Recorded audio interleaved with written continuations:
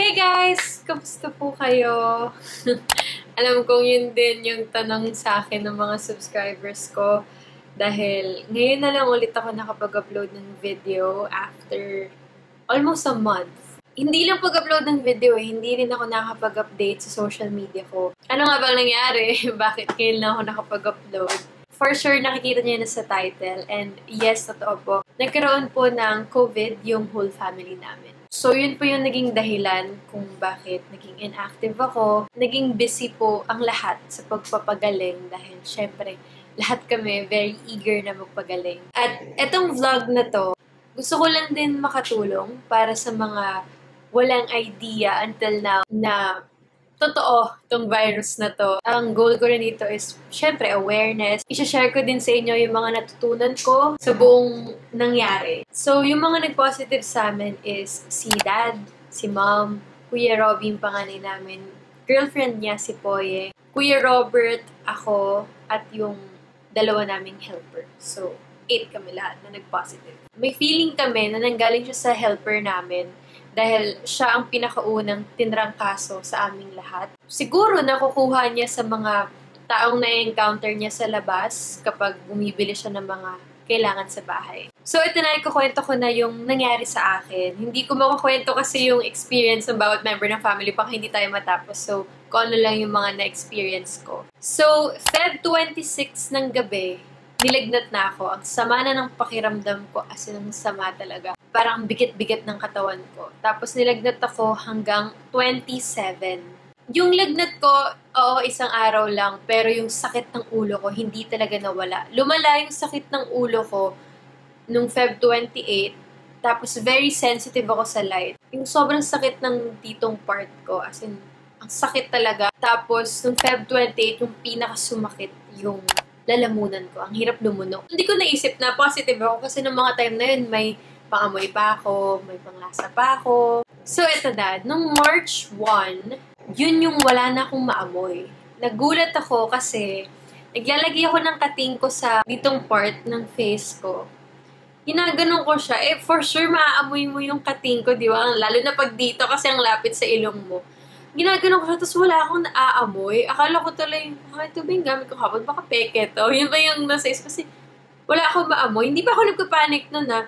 Sobrang gano'n ko natulo na nga yung kating ko sa mata ko kasi nga hindi ko na namamalayan na ang dami ko na palang nalalagay kasi wala talaga akong naaamoy. Kasi sabi ko, wala talaga akong maamoy. So, kinuha ko yung mga perfumes ko, pinag-aamoy ko siya. Actually, from the bottle lang, hindi ko ba sinaspray, wala akong maamoy. So, spinray ko, wala pa rin akong maamoy. Kinuha ko yung pinakamatapang ko na pabango, inamoy ko, wala akong maamoy. Tapos, hindi ko alam kung wala na akong panglasa nun kasi wala akong ganang kumain. Hindi ko alam ang exact date kung kailan ako nawalan ng panglasa. Hindi ko talaga namalayan. Ang namalayan ko lang is wala akong pangamoy. Nung March 2, gumana yung pakiramdam ko.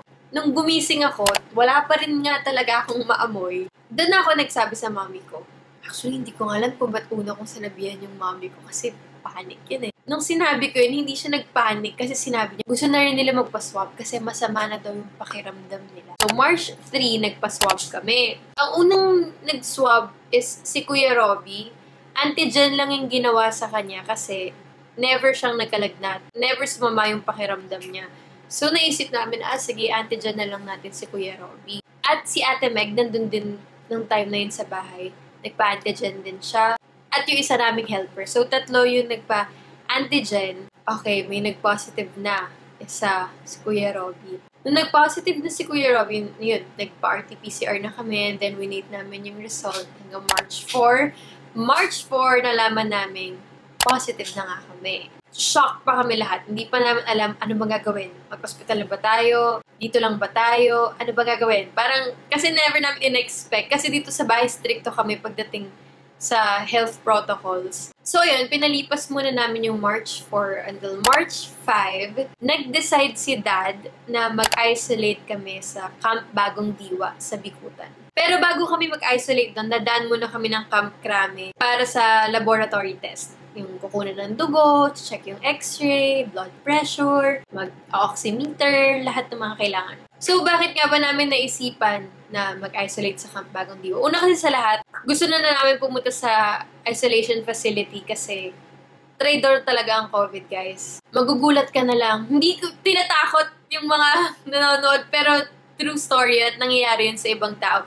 Magugulat ka na lang, hindi ka na makahinga. Biglang atake siya, yung parang okay ka ngayon, kinabukasan, bigla kang aatakihin ng symptoms ng COVID. Tapos kapag daddy ang sakit ng lalamunan ko or daddy ang sakit ng ulo ko, di ba, hindi naman doktor yung parents namin or kahit kami, kunyari may nararamdaman yung parents namin. Wala namang doktor sa amin, mahirap maghulaan kung ano yung dapat inumin. So, nag-decide kami na pumunta na sa isolation facility. Sa Camp Bagong Diwa kami kasi dating director ng health service si dad nung nasa serbisyo pa siya. Hindi kami nag-decide na pumunta sa ospital at ina-encourage ko din kayo na kung meron kayong yung mild symptoms lang naman, na kung nakakahinga pa naman kayo, doon na lang kayo sa isolation facility kaysa sa ospital. Kasi para sa akin, yung mga dapat na sa ospital, yung mga nahihirapang huminga, yung kailangan na ng oxygen support, kasi napupuno na yung hospitals, nahihirapan na sila. Kaya kung mild lang naman yung symptoms mo, or asymptomatic ka, mas okay na sa isolation facility ka na lang dumiretso. Kami lahat, mild lang naman yung symptoms namin. So, hindi namin na-feel na need namin na sa hospital magstay. So, actually, nakapag-vlog ako. In fairness, hindi ko na-expect na makapag-vlog ako. Pero, nag-vlog ako para makita nyo lang kung saan kami nag-stay, ano nga ba ang routine doon, at, ayun, papakita ko na sa inyo mga clips. Hey guys, so we are all back. Ba't kaya ganun yung boses ko? Ngayon, pupunta na kami sa Krame. Ito na yung mga gamit namin sa likod. They told us to pack ng goods for 10 to 15 days. And I'm just waiting for them. Yes. Go na kami. There's our sundo. Papasok ng Krame. Ito na yung entrance ng Krame. Oh, Lord. Hindi ka na ma-award.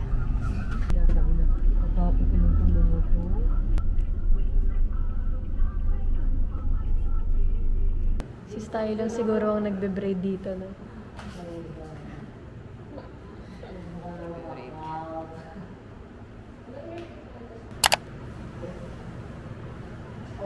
Sorry.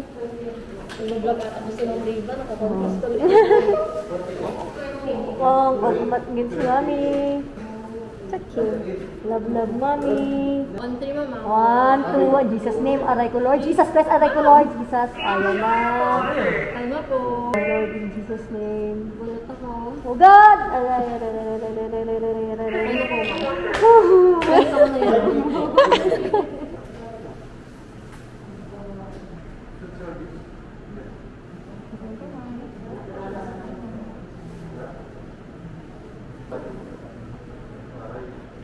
Sakit? Thank you.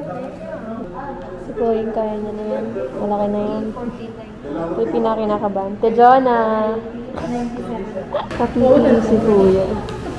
Since siya lang ang walang RT-PCR. Nag-positive lang siya sa swab antigen. Next step is X-ray. Tatanong mo ngayon ng pangalan. 9871.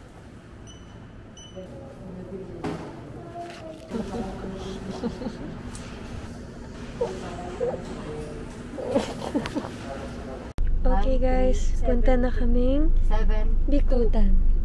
Si Kuya Robby nandun sa ambulance since bawal pala kami pagsamahin. Diyan nakasakay si Kuya Robby. Sobrang hirap pala sumunod sa ambulansya. Ang bilis. Nasusuka na ako dito. Parang di kami naka-van.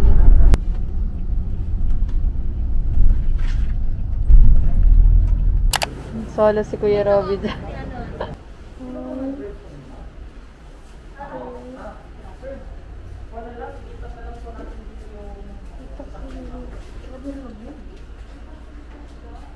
Hey guys, nandito na kami. Ewan ko, sobrang sumakat yung ulo ko. Binigyan ako ng maraming gamot. Mga multivitamins, may paracetamol dahil sobrang sakit ng ulo ko, tsaka antibiotic. Ayan, ang dami. Actually, may dalawa pang kulang. Sarado na yung pharmacy since 12 na. Hi, Bobby! Hello. I miss you. I miss you. Magaling ka. Opo. Magaling kayo. Apo. Love you. I love you. Morning guys! Tapos na kami mag-breakfast dito lang sa room. And now, check ulit yung vital signs namin sa labas. Good morning po! Tinanong ko, kumusta yung pakiramdam namin? So, may binigay silang bagong gamot. And ito take namin siya thrice a day. Tapos 4 tablets. Akala ko marami na kayo. Dumagdag ka pa. So, dagdagan natin ito. Yan yung ibang nila na. Ano gawin? Don't touch me! Hoy! Bawal! Ay, sorry.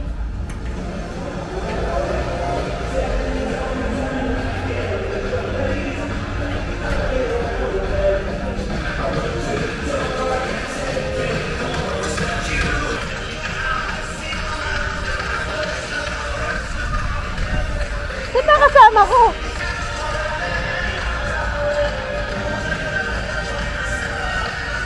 Daddy!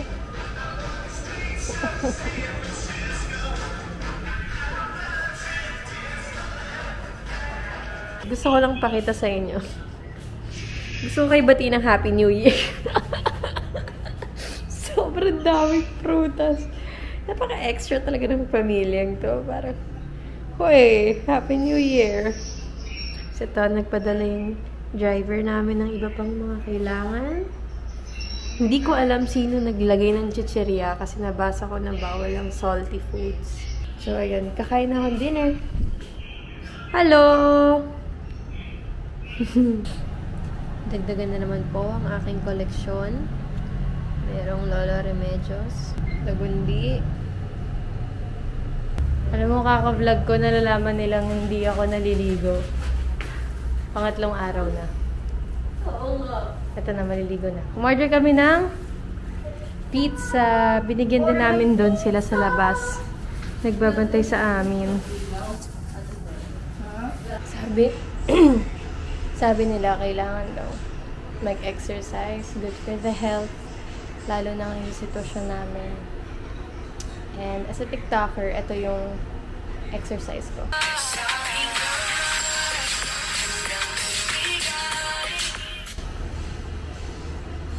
Kapit ka lang, TikToker ako!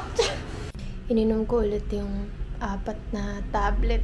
Yung, hindi ko alam kung anong tawag doon. Basta Chinese yung gamot. Shot ulit tayo ng Lola Remedios! Ng chaser. Hindi ko alam ba't gustong-gusto ng iba to.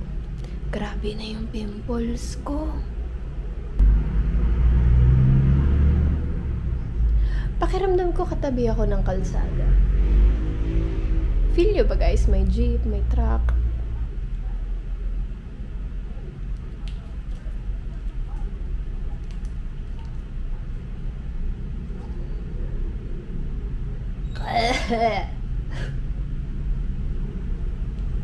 Masarap siya after.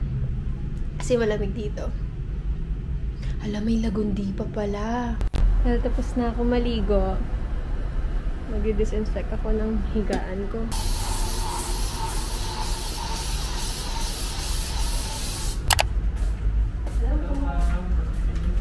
Kamusta po kayo, ma'am? Okay naman po. Ma'am, pasulog. 120.70. Ma'am, kumusta na pakiramdam, ma'am? Wala akong busiton. Wala naman po. Panlasa pa ang ano ba? May naamoy na. Ah, sige naman po. Pati panlasa meron naman. Ah, pero patuloy, ma'am.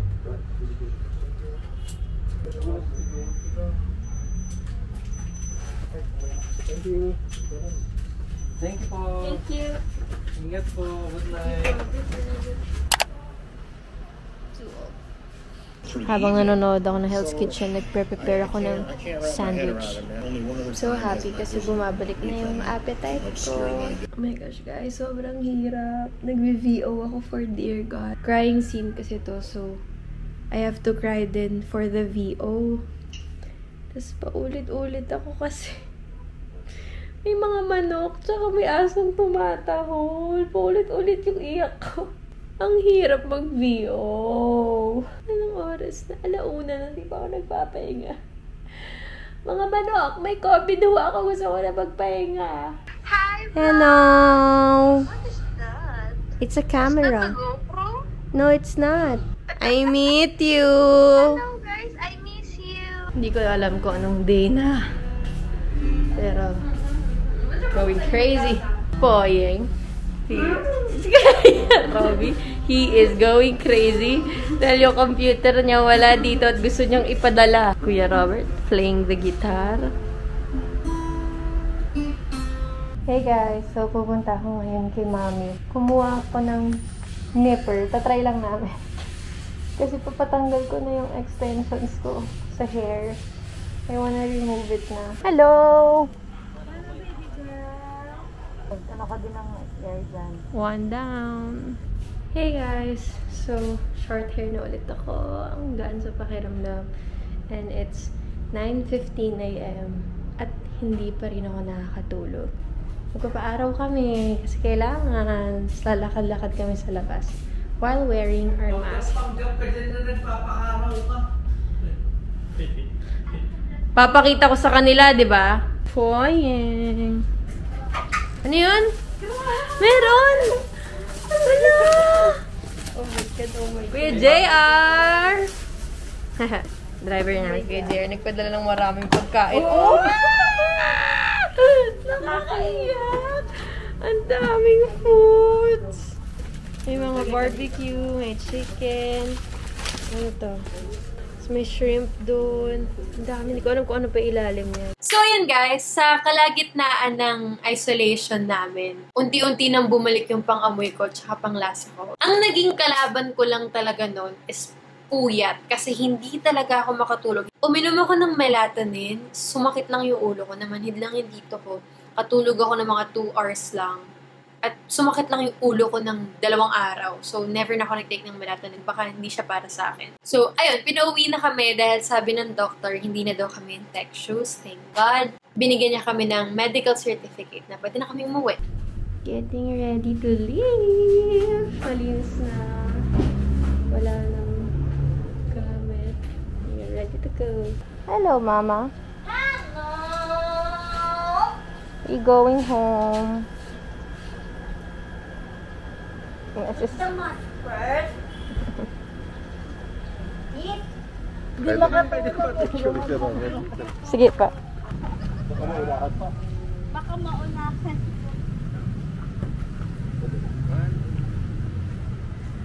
Ako, Sir Doliente ah. Ako, Sir Doliente talaga. Thank you po. Thank you po. Thank you po. Thank you po. Thank you po, Mama. Ingat po kayo. Finally, going home, Daddy.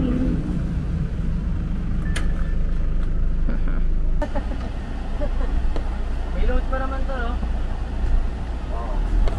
Thank you po. Salamat. Thank you, Lord. Hello, my love. I missed you.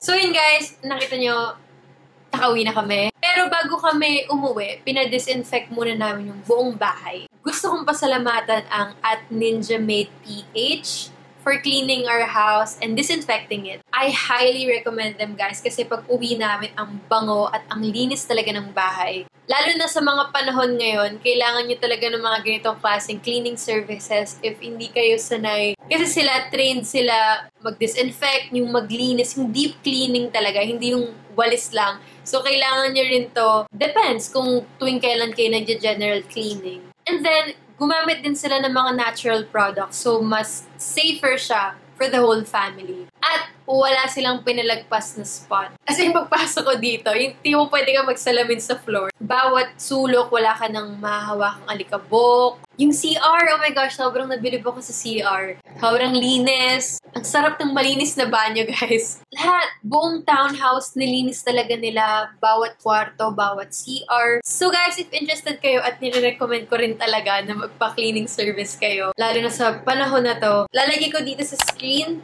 kung saan nyo sila pwedeng kontakin. So, tuloy ang kwento. March 18, nagpa-RT-PCR ako. At eto, nakuhanan ko din yun ng video. Okay guys, so pupunta na yung doctor na magsuswab sa akin para talagang masabi natin na COVID-free na tayo. And we survived COVID.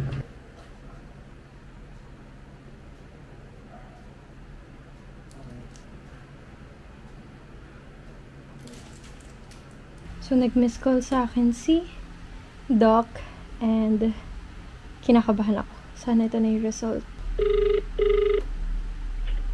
Hello, Riva. Hello, Doc. Sorry, I missed your call. Oo. Pinakalit ko yung lab. Kanina ko kasi hindi matawagan. Okay po.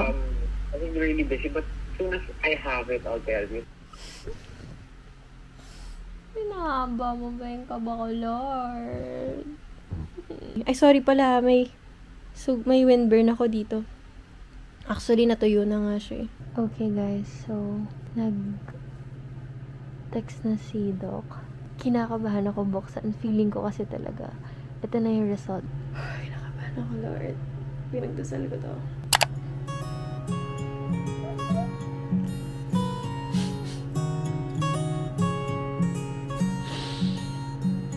Wait lang. Ayoko umiyak. So, guys. Oh my God, ang pangit ko. Pero bakit nag-iisip?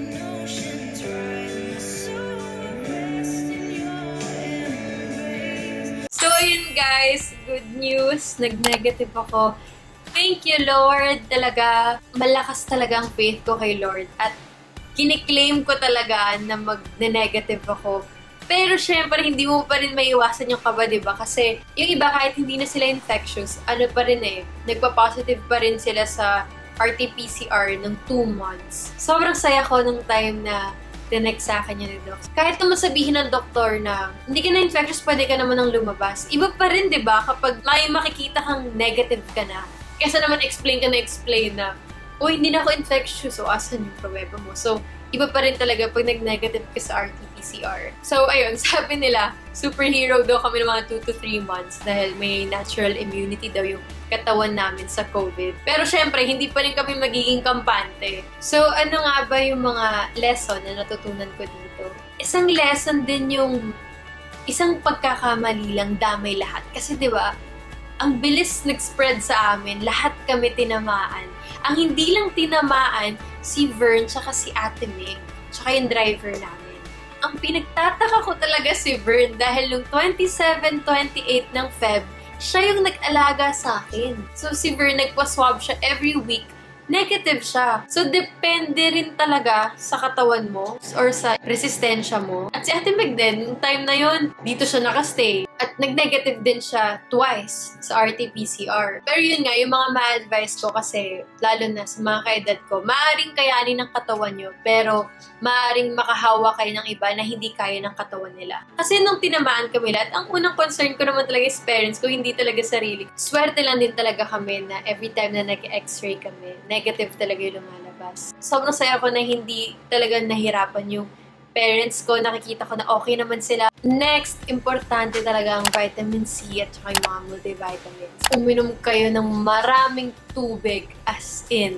Iwasan ng pagpupuyat at stress kasi nakakahina yan ng immune system. Vitamin D, magpa-araw kayo sa umaga, libre yung vitamin D. Tsaka mahalaga din na may, syempre, thermometer kayo sa bahay at oximeter. Talagang palakasan na din talaga ng immune system talaga ngayon. Yun na talaga yung labanan. Tsaka natutunan ko rin na grabe yung power ng prayers. As in, kapag nagkaroon kayo ng mga ganitong klaseng challenges, pagdasal niyo talaga yan. Araw-araw, gabi-gabi, ako nagdadasal na sana walang mangyaring malala sa family ko. Sabi ko nga, dinadasal ko, kaya kong akuin yan lahat. Siyempre, wag lang talaga yung family ko. Kahit nangyari sa amin to, na nag-positive kami lahat, grateful pa rin talaga ako na nung isolation, walang nahirapang huminga sa amin. Tinitingnan ko kung ano yung mga magagandang nangyari. Kasi nga sabi sa amin, bawal ma-stress. So, tinitingnan ko yung mga magagandang nangyari na hindi kami nilalagnat na, okay kami huminga, yung mga ganon. So, thank you. Thank you talaga kay Lord. Kay Lord talaga ako pinaka nagpapasalamat talaga. Bawat dasal, grabe, sobrang detalyado ng dasal ko. Yung mga detalye na yun, natupad talaga.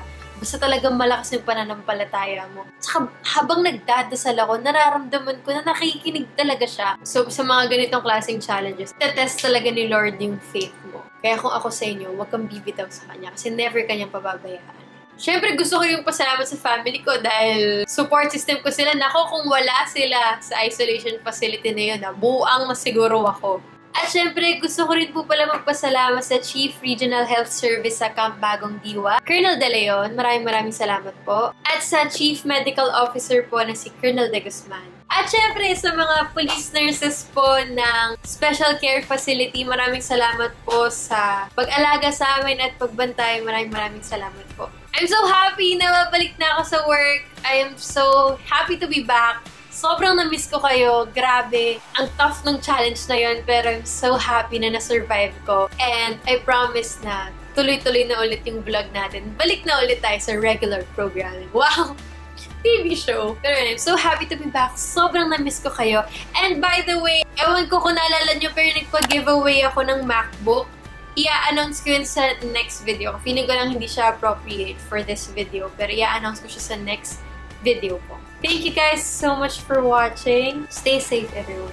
Bye!